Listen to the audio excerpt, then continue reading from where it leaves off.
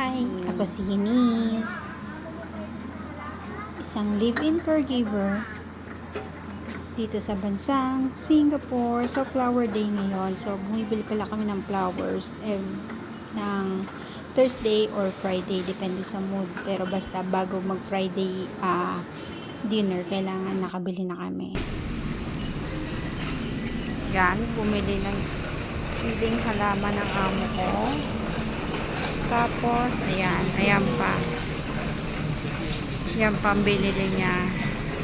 Bumili siya ng tatlo. Isang orange, red, and yellow. Tapos ito. Yan.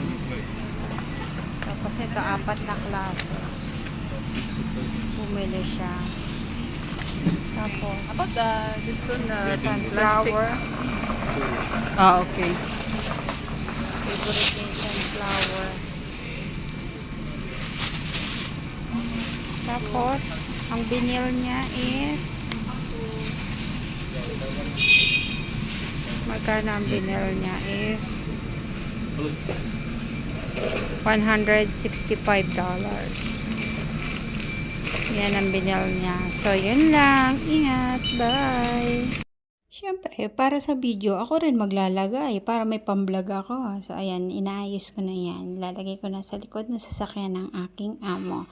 Tapos yung nagbibideo dyan yung boat captain ni Sir. So, diba?